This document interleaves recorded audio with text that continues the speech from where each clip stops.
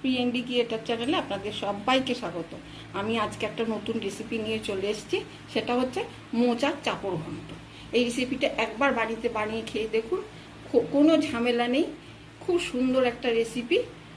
তাহলে চলুন রেসিপিটা শুরু করা যাক। রেসিপিটা প্রথম থেকে শেষ পর্যন্ত দেখুন। আমি বানাচ্ছি মোচার চাপড় ঘন্ট। আমি এই সাইজের একটা মোচাকে ছুলে নিই, শুধু এই যে এই মাথাটা আর এইটা শুধু বাদ দিয়ে রেখে দেব, কুচি করব না। এই যে এই ডানটিটা আছে না, এই ডানটিটা আর এইগুলো শুধু বাদ দিয়ে রেখে দেব।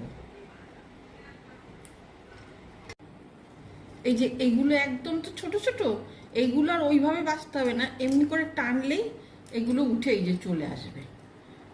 এই যে এইবারে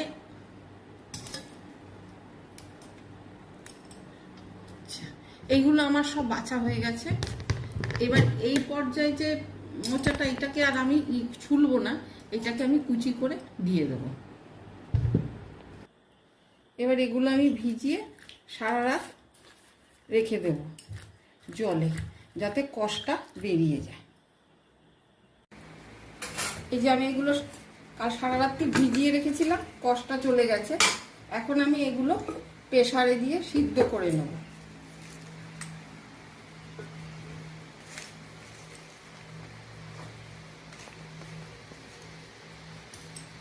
আচ্ছা, আমার লাগবে এই যে আমি একটু ডাল ভিজিয়ে রেখেছি, ছোলার ডাল, এইটা আমি পেস্ট করব।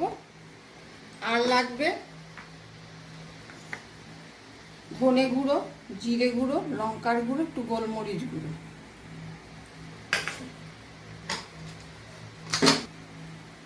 আর লাগবে ওই অল্প আদা।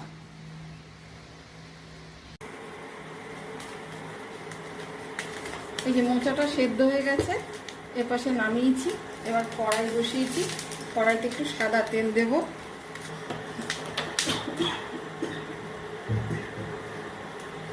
এবার যে ডালটা বেটে রেখেছি এর মধ্যে দেব একটু লবণ,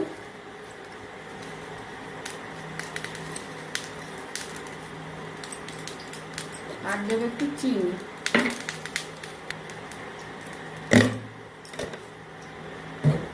করে মেখে এখন একটা চাপটা তৈরি করব।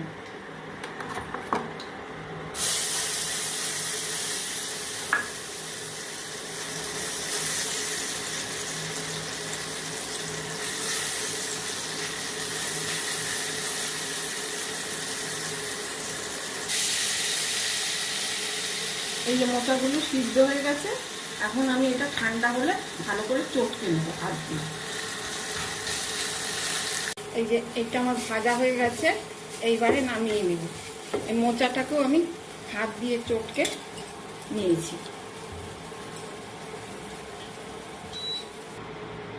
এবার কড়াইতে আমি বড় চামচের 1 চামচ মতো সর্ষের তেল দিয়ে দিই। এটা সাদা সর্ষে উভয় তেলই করতে পারেন, কোনো অসুবিধা নেই। আর রান্না করা খুবই সহজ, ঝামেলা নেই। এইবার এই যে মশলাটা রেখেছিলাম আমি, এইটা আমি জল দিয়ে একটু গুলে নেব।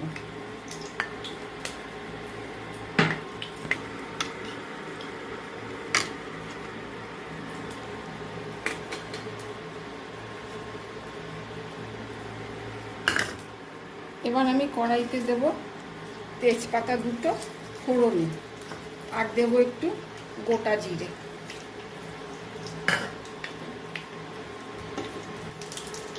এইবারে ফোড়নটা আমার হয়ে গেছে, এইবারে দেব আমি এই যে মেখে রাখা মশলা।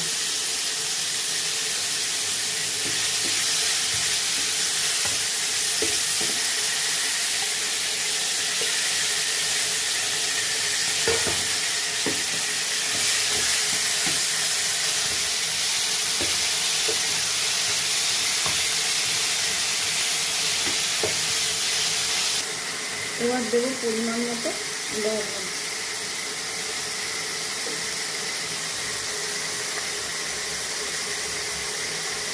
আর দেবো অল্প হলুদ। এবারে যে মশলাটা গুলে রেখেছিলাম ওইটা দিয়ে দেবো।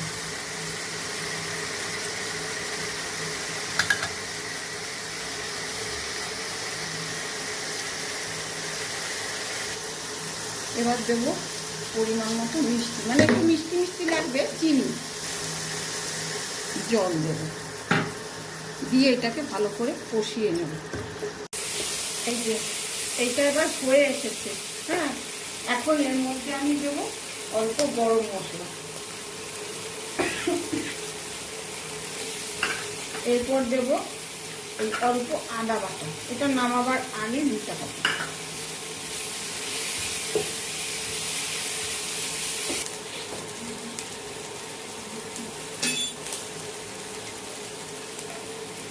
এরপর দেব ঘি,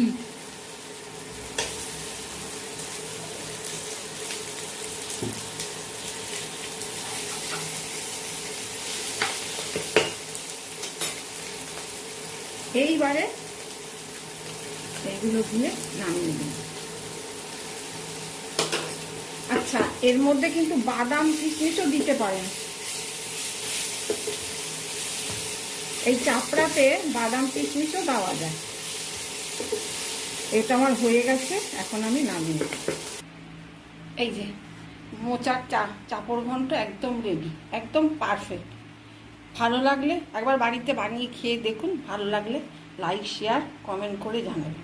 আর আমার নতুন বন্ধুরা ভালো লাগলে এটা তৈরি করে, ভালো লাগলে লাইক শেয়ার কমেন্ট করে আর আমাকে সাপোর্ট করবেন।